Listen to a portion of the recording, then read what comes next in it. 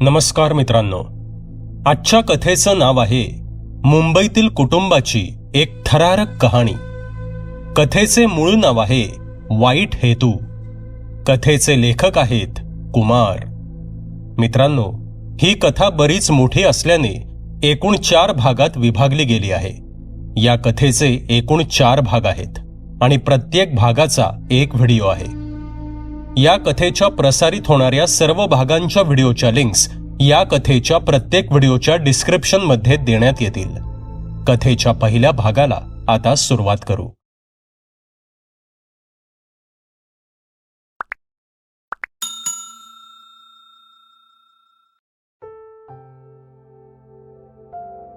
Hello, Bhushan बोलतोय का? समोरून आवाज आला. हो, मी भूषणच बोलतोय, भूषण म्हणाला. नमस्कार भूषण, मी खोत वकील बोलतोय. आपला नंबर मला वसंतरावांनी दिला. काही काम होतं आपल्याकडे. आपण आज भेटू शकतो का? खोत वकिलांनी भूषणला विचारलं. खोत वकिलांचं बोलणं ऐकून भूषण विचारात पडला आणि त्याला थोडी भीती सुद्धा वाटू लागली. त्याच्या डोक्यात विचारांचं चक्र फिरू लागलं.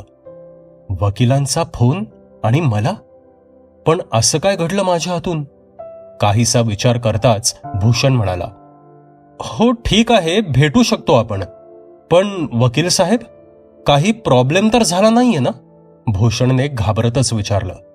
त्यावर खोत वकील हसले आणि म्हणाले, अहो नाही, प्रॉब्लेम काही नाही. पण एक चांगली बातमी आहे तुमच्यासाठी. तुम्ही मला बांद्र्याला माझ्या ऑफिसमध्ये संध्याकाळी 5 वाजता भेटा. मी सर्व काही तुम्हाला सविस्तर तिथेच सांगतो. इतके बोलून वकील खोत यांनी फोन ठेवून दिला. भूषण चिंतेमध्ये होता. कधी एकदा 5 वाजतायत आणि कधी एकदा मी त्या वकिलांना भेटतोय असं त्याला झालं होतं. भूषण एक सरळ, सज्जन, मध्यमवर्गीय गृहस्थ होता. घर आणि ऑफिस या 2 गोष्टींशिवाय त्याला दुसरं काहीच माहीत नव्हतं.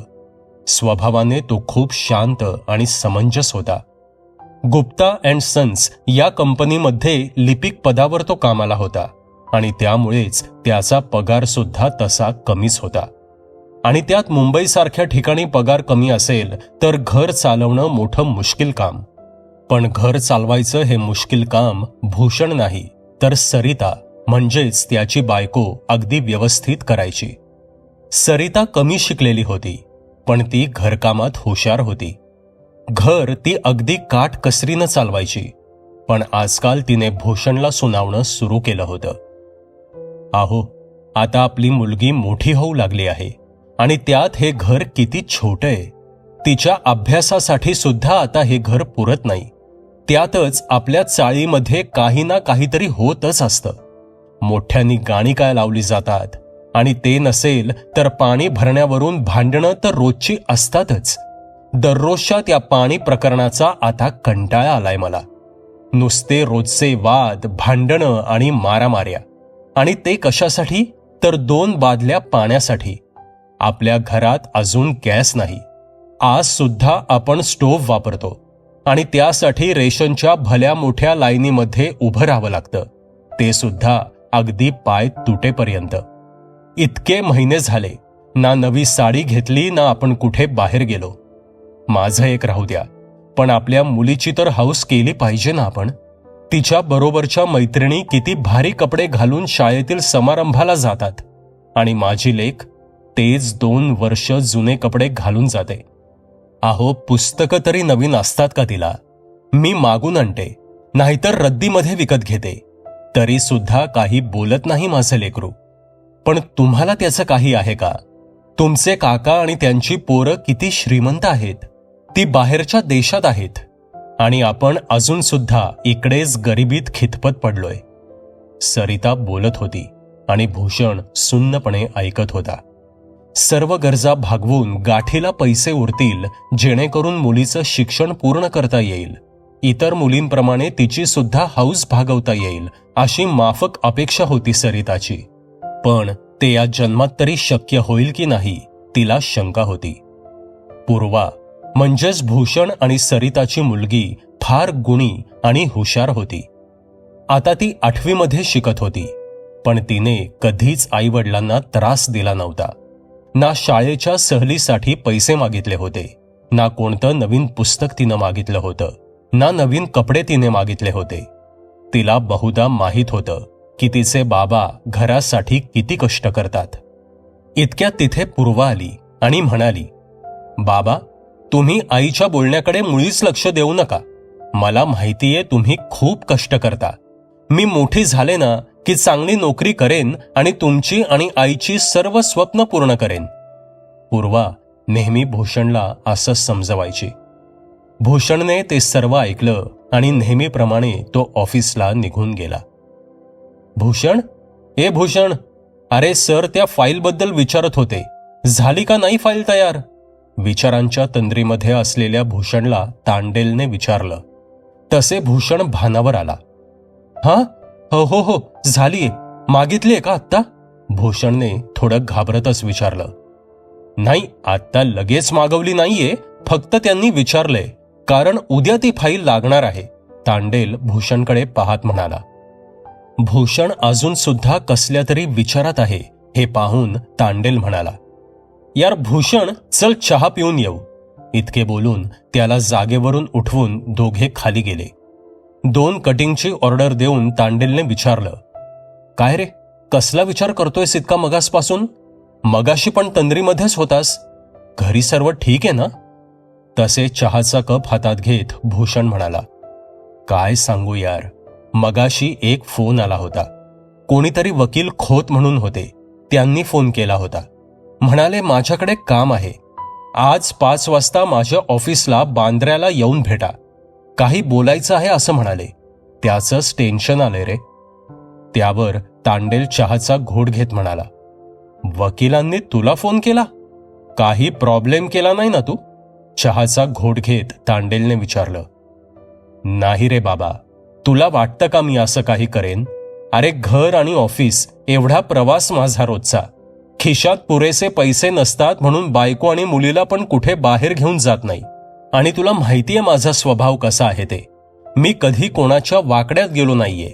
मला ते शब्द आठवतायत. शहाण्याने कधी कोर्ट आणि वकील यांची पायरी चढू नये. इतके बोलून भूषणने चहाचा संपलेला कप खाली ठेवला आणि पैसे देण्यासाठी हात खिशात घातला. तेवढ्यात तांडेल म्हणाला, अरे तुला हे कोणी सांगितलं नाही का की ज्याने चहाला आमंत्रित केलं आहे त्यानेच पैसे द्यायचे असतात? थांब जरा, मी देतो, तांडेल म्हणाला आणि दोघे हसू लागले. तांडेल पुढे म्हणाला, हे बघ, टेन्शन घेऊ नकोस. काहीतरी काम असेल म्हणून बोलावलं असेल, काळजी करू नकोस, ठीक आहे? तांडेल भूषणला समजावत म्हणाला. दुपारी साधारण 4 वाजता भूषण गुप्ता यांच्या केबिनजवळ गेला. केबिन उघडून आत जाऊन गुप्ता साहेबांकडे घरी लवकर जाण्याची परवानगी मागण्याची त्याची हिंमत होत नव्हती, पण नाईलाज होता. भूषण समोर आता 2 प्रश्न होते, ते म्हणजे सबब काय द्यावी आणि खोटं कसं बोलावं. कारण आत्तापर्यंत तो कधीच खोटं बोलला नव्हता, ना त्याने कधी तसा प्रयत्न केला होता. हिम्मत करून भूषणने दार वाजवलं आणि विचारलं, आत येऊ का सर? गुप्ता म्हणजेच भूषणचे सर आणि कंपनीचे मालक आपल्या समोर असलेल्या फाईलमध्ये काहीतरी वाचत होते. या, आत या, फाईलमध्ये पाहत गुप्ता म्हणाले.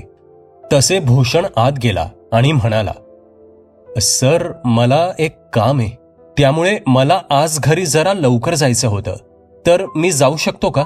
भूषणने घाबरत विचारलं. तसे गुप्ता यांनी आपल्या चष्म्याच्या काचेतून त्याच्याकडे पाहिलं आणि विचारलं, काही महत्वाचं काम आहे का? त्यावर भूषणने मानेनेच होकार दिला. त्याचा भीतीने पडलेला चेहरा पाहून गुप्ता म्हणाले, भूषण, काही प्रॉब्लेम असेल तर सांग. पैशाची मदत हवीये का? अरे तू किती घाबरलायस? हे बघ, तू घाबरू नकोस. अरे मला माहितीये तू किती प्रामाणिक आणि खरा आहेस. तुझं काम सुद्धा नेहमी वेळेआधी पूर्ण असतं. तू जा, काही हरकत नाही. पण काही मदत लागली तर फोन कर, अगदी निसंकोचपणे फोन कर, ठीक आहे? जा, गुप्ता म्हणाले. तसे भूषणला थोडं हायसं वाटलं. बाहेर येऊन भूषणने बॅग घेतली आणि तांडेलला सर्व काही समजावून तो निघाला. भूषणचं ऑफिस चर्नी रोडला होतं आणि तो राहण्यासाठी विरारला होता. म्हणजे रोजचा त्याचा प्रवास कमीत कमी 1.5 तासांचा होता आणि त्यातच आज त्याला बांद्र्याला जायचं होतं. धावत पळत तो स्टेशनवर आला आणि समोरून येणारी जलद लोकल त्याने पकडली. त्याच्या नशिबाने त्याला बसण्यासाठी जागा देखील मिळाली आणि त्याची विचारांची तंद्री पुन्हा लागली. कितीही काम केलं तरी सुद्धा आपल्या चुलत भावा इतकं आपण मोठं होऊ शकत नाही. चुलत काका रंगाराव यांच्या एवढी मालमत्ता जमा करणं आपल्याला या जन्मात तरी शक्य होणार नाही. पण सरिता म्हणते तसं आपलं घर खूप छोटं आहे आणि आता पूर्वा सुद्धा मोठी होतीये. आपल्याला मोठ्या घराची गरज आहे. पण पैसे आहेत कुठे? कर्ज काढलं तरी फेडणार कसं? आता तरी कसंबसं सरिता घर चालवतीये, पण नंतर काय? पूर्वाचं शिक्षण आहे, तिचं लग्न आहे. कसं होणार हे सर्व या तुटपुंच्या कमाईमध्ये? देवा, काहीतरी चमत्कार कर आणि माझं आयुष्य बदल. काहीतरी कर देवा, काहीतरी कर. अशा मनात एक ना अनेक प्रार्थना करत भूषणचा डोळा लागला. गाडी माहीममध्ये शिरली आणि कोणीतरी भूषणला जोरात धक्का दिला. तसे तो झोपेतून जागा झाला. त्याने बाहेर पाहिलं तर ट्रेन नुकतीच एका स्टेशनवरून निघाली होती. तसे त्याने बाजूला बसलेल्या माणसाला विचारलं तर त्याला उत्तर आलं, माहीम गेलं, आता माटुंगा रोड आणि मग बांद्रा येईल. आता त्याच्या मनात चलबिचल अजूनच वाढली होती. उभ्या आयुष्यात पहिल्यांदाच तो वकिलांच्या ऑफिसमध्ये जात होता. त्याच्या मनात अजून भीती दाटून आली होती. काहीच वेळात गाडी बांद्र्याला आली. तसे तो स्वतःला आणि बॅग सावरत बांद्र्याला उतरला. त्याने घड्याळ पाहिलं तर 5:15 झाले होते. झपझप पावले टाकत गर्दीतून वाट काढत तो बाहेर आला आणि त्याने मोबाईलमध्ये पत्ता नीट बघितला. एक टॅक्सी घेऊन तो पुढच्या 5 मिनिटात एका इमारतीच्या समोर आला. त्याने टॅक्सीचे पैसे दिले. तसे टॅक्सीवाला निघून गेला. आता तो एका इमारतीच्या खाली उभा होता. त्याच्या मनात जी भीती आणि चलबिचल सुरू होती ती आता अजूनच वाढली होती. समोर 10 माळ्यांची इमारत होती. पत्त्यात होतं त्याप्रमाणे तो त्या इमारतीच्या 5व्या माळ्यावर पोचला. तसे त्याला एक पाटी दिसली ज्यावर लिहिलं होतं, ना म खोत. ती पाटी वाचून त्याने त्या ऑफिसमध्ये प्रवेश केला. आतमध्ये एक मुलगी बसली होती. नमस्कार, मी भूषण. मला खोत सरांनी भेटायला बोलावलं होतं. भूषण थोडं घाबरत म्हणाला. ठीक आहे, तुम्ही बसा, मी सरांना विचारते, अतिशय नम्रपणे ती मुलगी म्हणाली. भूषण तिकडेच असलेल्या खुर्चीवर बसला आणि ऑफिसचं निरीक्षण करू लागला. सफेद भिंती आणि त्यावर लावलेलं ते वाहत्या पाण्याचं पोस्टर खूपच सुंदर दिसत होतं. एका कोपऱ्यात मोठमोठाली पुस्तके एकावर एक रचून ठेवली होती. समोरच्या टेबलावर काही मासिकं आणि काही वर्तमानपत्र होती. दरवाजाच्या डाव्या बाजूला शोभेचं झाड लावलं होतं. वातावरणात एक मंद सुगंध दरवळत होता आणि एसीचा गार वारा अंगाला स्पर्श करून जात होता. ह्या सर्वांचं निरीक्षण करताना अचानक त्याच्या कानावर एक आवाज आला ज्याने भूषण पुन्हा भानावर आला. सर, तुम्हाला आत बोलवलंय, ती स्वागत कक्षावरील मुलगी म्हणाली. धन्यवाद, इतके बोलून भूषण पुढे केबिनच्या दिशेने निघाला. भूषण थोडा दबकत आणि घाबरत दरवाजाजवळ गेला आणि त्याने दरवाजावर थाप मारली. तसे आतून आवाज आला, या भूषण, आत या. तसे भूषणने दरवाजा उघडून आत प्रवेश केला. तसे त्याला समोर खुर्चीवर एक 70 ते 75 वर्षांचे एक गृहस्थ बसलेले दिसले. त्यांचे केस सफेद होते. डोळ्यावर सोनेरी काड्यांचा चष्मा होता. सफेद शर्ट आणि काळी विजार त्यांनी परिधान केली होती. जसा वकिलांचा पोशाख असतो अगदी तसाच त्यांचा पोशाख होता. भूषणच्या चेहऱ्यावर असलेल्या सुरकुत्या त्याची आत्ताची परिस्थिती सांगत होत्या. त्या माणसाने भूषणकडे पाहिलं आणि त्यांनी हसत भूषणचं स्वागत केलं.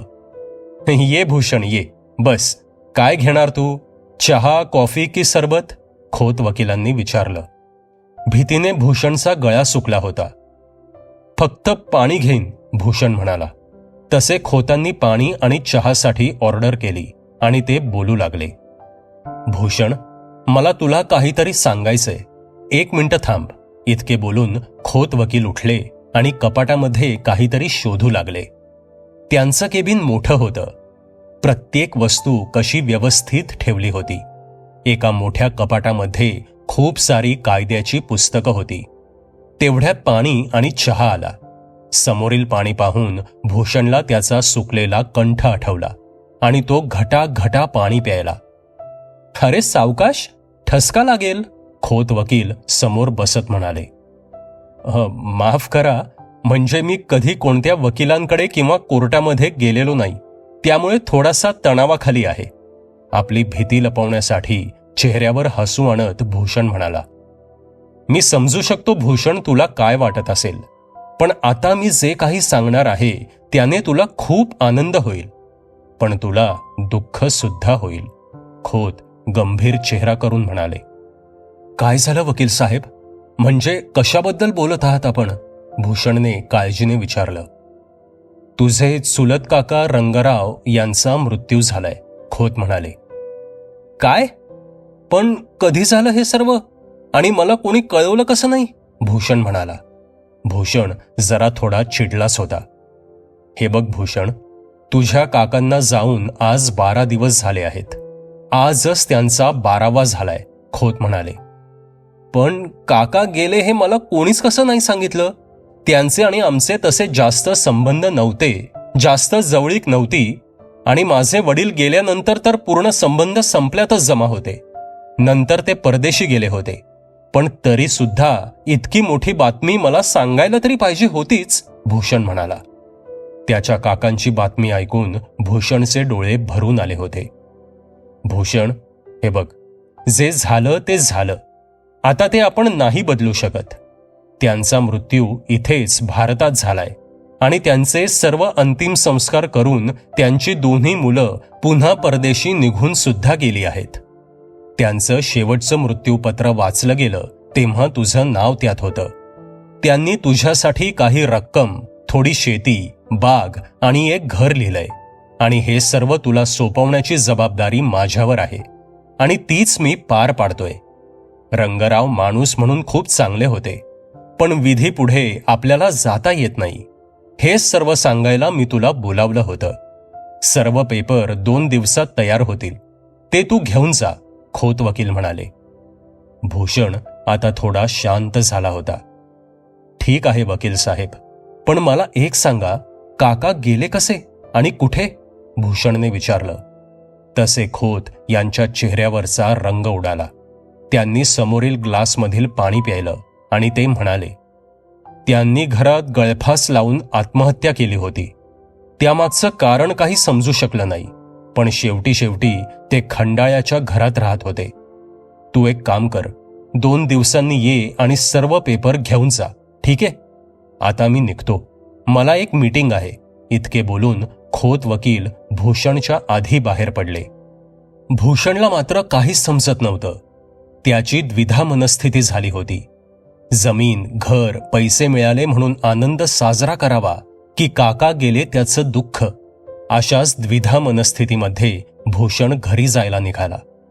वाटेमध्ये त्याच्या डोक्यात फक्त हाच विचार सुरू होता की काका जर भारतात होते तर मला भेटले का नाहीत, आणि त्यांनी आत्महत्या का केली असेल, असे विचार करत तो घरी पोचला. भूषण एका चाळीमध्ये राहत होता. त्याचं घर खूप छोटं होतं. आजूबाजूला सुद्धा तशीच छोटी छोटी घरं होती, आणि ती एकमेकांना अगदी चिकटून होती. म्हणजे शेजारी जरा मोठ्याने कोणी बोललं तरी शेजारच्या घरात ऐकू जाई. संध्याकाळी साधारण 7 वाजता भूषण घरी पोचला आणि त्याने दरवाजा वाजवला. तसे पूर्वाने दार उघडलं. कोण आहे पूर्वा? किचनमधून सरिताने विचारलं. बाबा आले आहेत, पूर्वा म्हणाली. पूर्वाचं उत्तर ऐकताच सरिताने घड्याळ पाहिलं. आज हे लवकर कसे आले, असा विचार करत ती पाणी घेऊन भूषण समोर आली. काय हो, तब्येत बरी आहे ना तुमची? आपला घाम पदराने पुसत भूषणला पाणी देत सरिताने विचारलं. 2 घोट घशाखाली घालून भूषणने फक्त होकारात मान डोलावली. मग तुमचा चेहरा असा का पडलाय? सरिताने काळजीने विचारलं. तसे भूषण शांत झाला आणि म्हणाला, सरिता, तुला माझे चुलत काका माहिती आहेत ना? भूषणचा आवाज थोडा रडवेला झाला होता. हो, आपल्या लग्नाला आले होते ते, आणि त्यानंतर त्यांच्याकडे आपण जेवायला सुद्धा गेलो होतो. खूप मोठं घर होतं त्यांचं. मला तर बुवा खूपच आवडलं होतं, सरिता खुशीत बोलत होती. सरिता, ते गेले, भूषण भरल्या डोळ्याने म्हणाला. गेले म्हणजे? परदेशी गेले ना, पण ते भारतामध्ये असताना तरी कुठे भेटत होते? त्यांचा काय उद्योग होता ते तरी कुठे कोणाला माहीत होतं? सरिता बोलत होती. तसे तिला मध्येच थांबवत भूषण म्हणाला, गेले म्हणजे त्यांनी आत्महत्या केली. काय? कधी आणि कशी? कुठे? आणि आपल्याला कोणी कळवलं का नाही? जास्त जवळीक नव्हती आपली, पण तरी सुद्धा काका होते ते तुमचे. कधी झालं हे सर्व? सरिताने आश्चर्याने विचारलं. आज 12 की 13 दिवस झाले ते जाऊन. त्यांची मुलं परदेशातून आली होती. अंतिम संस्कार करून परत परदेशी निघून सुद्धा गेली, भूषण स्वतःला सावरत म्हणाला. सरिताने त्याच्यासाठी पुन्हा पाणी आणलं. असं अचानक सर्व झालं आणि कोणी बोललं सुद्धा नाही. पण मग तुम्हाला कोणी सांगितलं? सरिताने विचारलं. तसे भूषणने सर्व घडलेला प्रकार सरिताला सांगितला. सरिताला दुःख तर झालं होतं, पण तिला या गोष्टीचा आनंद सुद्धा झाला होता की जाताना काका काहीतरी मागे ठेवून गेले होते, जेणेकरून आमचं पुढचं जीवन सुखात जाईल. दुसऱ्या दिवशी ऑफिसमध्ये पोचल्यावर तांडेल भूषणच्या टेबलजवळ आला. काय रे, झालं का? काय काम होतं ते? कशाला बोलावलं होतं वकिलांनी? तांडेलने विचारलं. हो सांगतो, चल चहा घेत बोलू, असे म्हणून भूषण आणि तांडेल दोघे खाली गेले. भूषणने घडलेला सर्व प्रकार तांडेलला सांगितला. वाईट झालं, पण आत्महत्या का केली याचं कारण समजलं का? चहाचा घोट घेऊन तांडेलने विचारलं. नाही ना यार, काहीच समजत नाहीये. आणि त्यात काकांनी एवढं माझ्या नावावर करून ठेवलंय, म्हणजे मला खरंच अपेक्षा नव्हती की काका एवढं काही ठेवतील माझ्यासाठी, भूषण चहाचा कप ठेवत म्हणाला. अरे यार, तू पण ना खूप विचार करतोस. ठीक आहे ना, ठेवलं तर वाटलं असेल त्यांना काहीतरी द्यावं पुतण्याला. काय प्रॉब्लेम काय? तू आता गरीब बिचारा राहिलेला नाहीस, तू आता श्रीमंत झालायस. कोणामुळे का होईना. आता तुझं स्वतःचं मोठं घर असेल, बाग आणि जमीन सुद्धा असेल. मी तर तुला हाच सल्ला देईन की मुंबई सोड आणि कुठेतरी शांत ठिकाणी जाऊन आरामात आयुष्य काढ. नोकरीची पण तुला गरज नाही आता. अरे लक्षाधीश झालायस तू, तांडेल आनंदाने म्हणाला. हो रे, तू बोलतो आहेस ते बरोबर आहे, पण माझ्या मनाला नाही पटत काही गोष्टी. म्हणजे ते सर्व काकांचं होतं, मग ते सर्व त्यांच्यानंतर त्यांच्या मुलांचं व्हायला हवं होतं. मग त्यांनी ते सर्व माझ्या नावावर का केलं? भूषण विचार करत म्हणाला. हे बघ भूषण, जर त्यांच्या मुलांना यातलं काही हवं असतं तर ते तुझ्यासाठी त्यांनी ठेवलंच नसतं, तुला काही सांगितलं सुद्धा नसतं. पण त्यांच्या मुलांना ह्यातील काहीच नकोय आणि हे सर्व तुझ्या नावावर करण्यात त्यांची सुद्धा काही हरकत नाहीये, म्हणून हे सर्व त्यांनी तुझ्या नावावर केलं असेल.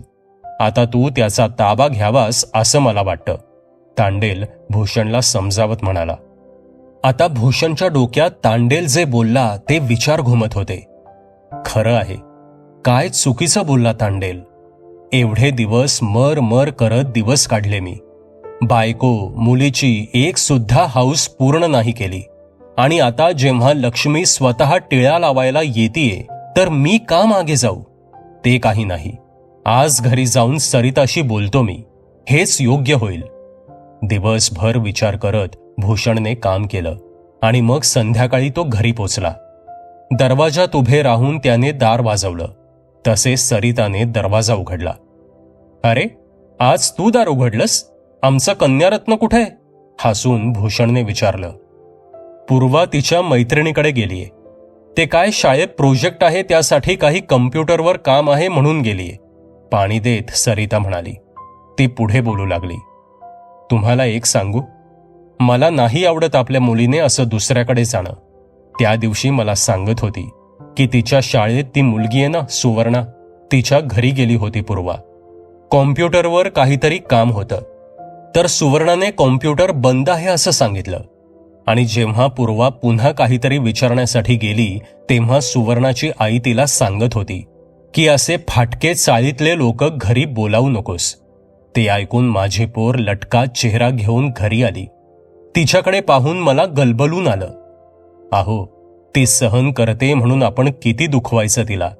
कधी नवीन पुस्तकं मागितली नाही तिने की कधी कुठे बाहेर जाण्याचा हट्ट केला नाही. मी पण समजते की आपली परिस्थिती तशी नाहीये, पण आता तसं राहिलं नाही. जर का तुम्ही तुमच्या काकांचे पैसे, घर आणि जमीन घेतलीत तर आपले सुद्धा दिवस बदलतील. माझ्यासाठी नाही, पण एकदा पूर्वाचा पण विचार करा. आपण पुढे असेच राहू सुद्धा, पण तिनं असं का राहायचं? माझी लेक हुशार आहे. उद्या तिला शिक्षणासाठी पैसे लागतील. निदान तिच्यासाठी तरी तुम्ही ते सर्व घ्या, सरिता काकुळतीला येऊन म्हणाली. भूषणने तिचं सर्व ऐकून घेतलं आणि म्हणाला, ठीक आहे, मी पण तोच विचार करत होतो. उद्याचा दिवस जाऊ दे. मी परवा खोत वकिलांकडे जातो आणि सर्व पेपर ताब्यात घेतो, भूषण म्हणाला. भूषणचा निर्णय ऐकून सरिता खुश झाली. तुम्ही खरंच सांगताय ना की माझी थट्टा करताय? सरिताने आनंदाने विचारलं. नाही सरिता, मी थट्टा करत नाहीये, मी खरंच बोलतोय. तू जे काही बोलली आहेस ते सर्व पटलंय मला. आपण गरिबीमध्ये जगलो, पण माझ्या मुलीनं का जगावं? तिची पण स्वप्न आहेत. तिला पण वाटत असेल आपण पण आपल्या मैत्रिणींसारखे सजावं, आपलं सुद्धा मोठं घर असावं, नवीन पुस्तकं असावीत, कॉम्प्युटर असावा. ती कधी काही बोलली नाही म्हणून काय झालं? एक बाप म्हणून मी तिचं मन जाणतो आणि म्हणूनच फक्त पूर्वासाठी तरी आणि तिच्या भविष्यासाठी मी ते सर्व घेणार आहे, भूषण म्हणाला. तसे सरिताने त्याला मिठीच मारली. तुम्ही आमचा एवढा विचार केला, आज मी धन्य झाले, सरिता म्हणाली. त्या दिवशी भूषण लवकर उठला आणि सर्व आवरत तो सरिताला म्हणाला, सरिता, आज येण्यासाठी उशीर होईल, कारण आज खोत वकिलांकडे जायचंय. कपडे अंगावर चढवत भूषण म्हणाला.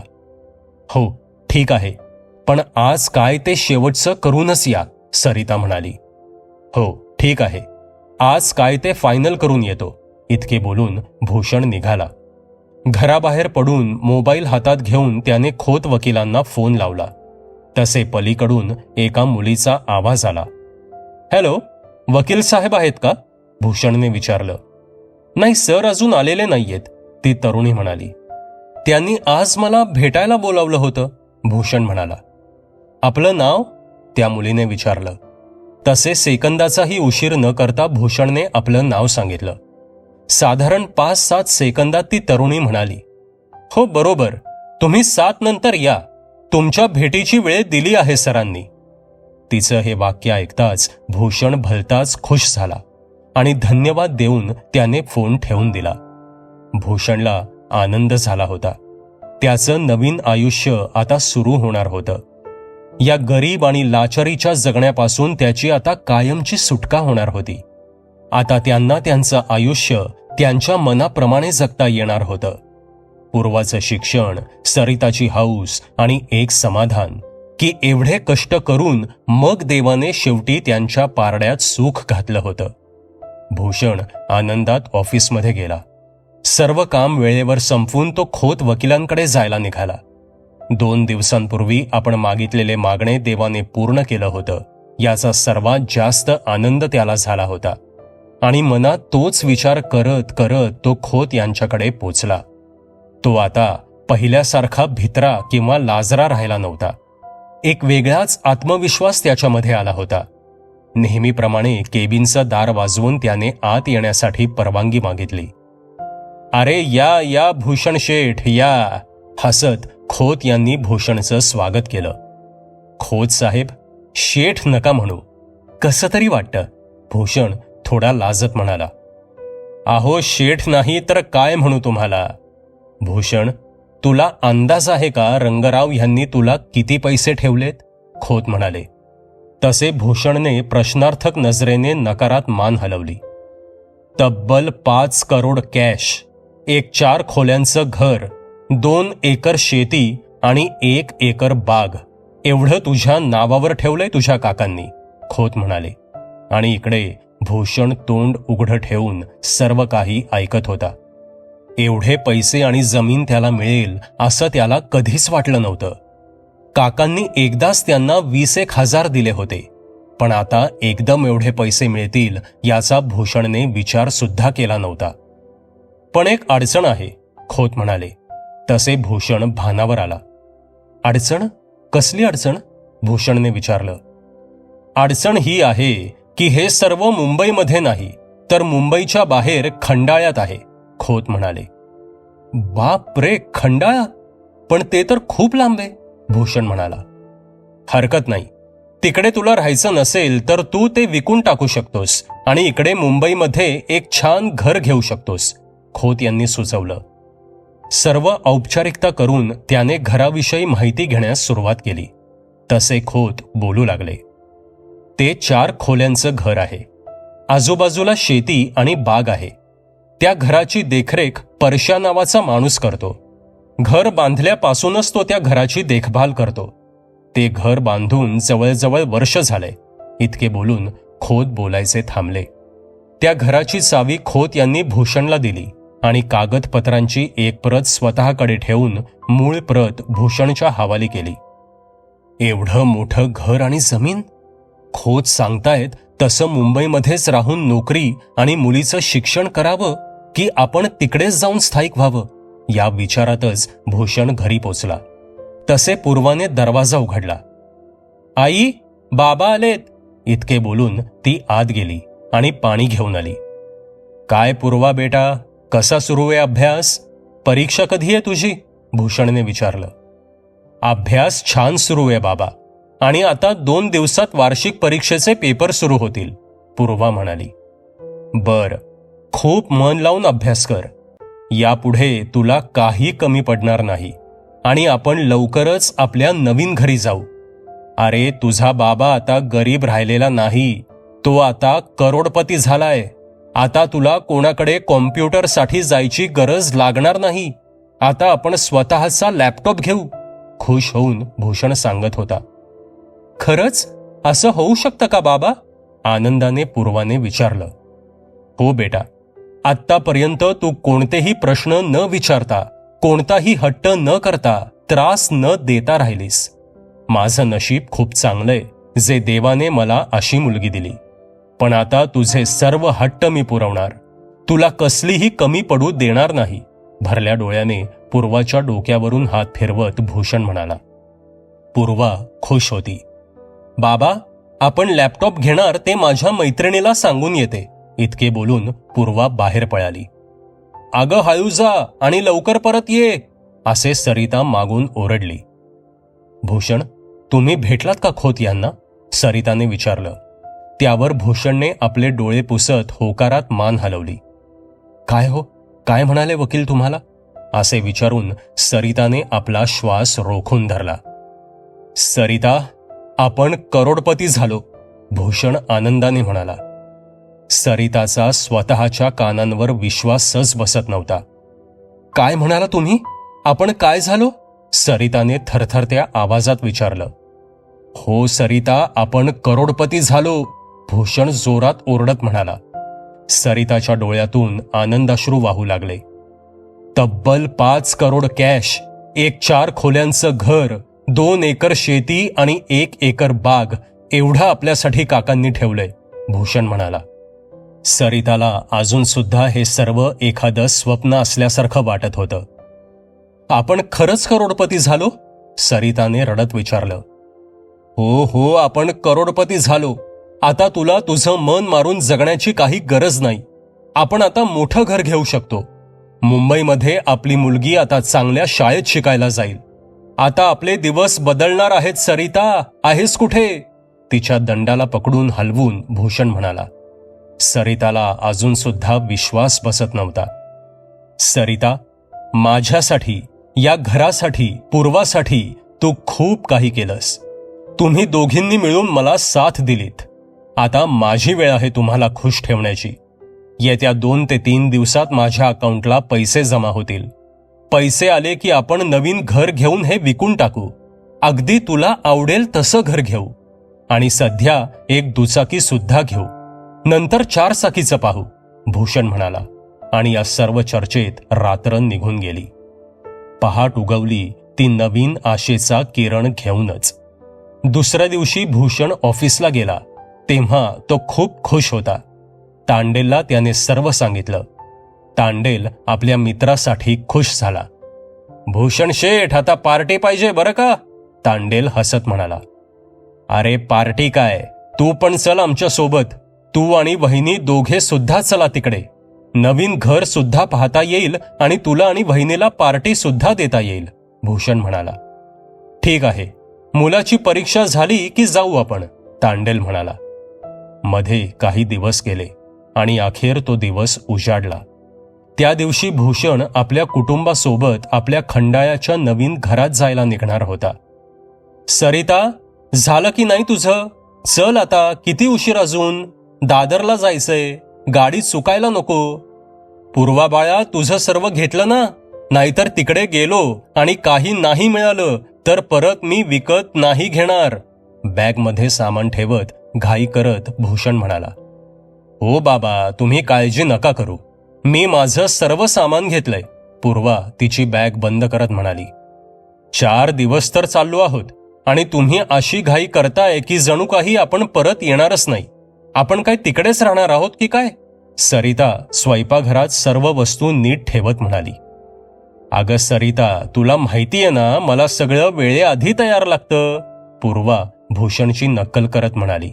आणि ते ऐकून सरिता हसू लागली आणि भूषणने पूर्वाकडे लटक्या रागाने पाहिलं. तशी पूर्वा सुद्धा हसू लागली. सर्व तयारी करत असताना भूषणच्या डोक्यात एक विचार आला. जर हे सर्व मिळालं नसतं तरी सुद्धा माझं कुटुंब तेवढंच खुश होतं जेवढं आत्ता आहे. पैशाने सर्व विकत घेता येतं, पण सुख हे त्या माणसाच्या मानण्यावर असतं.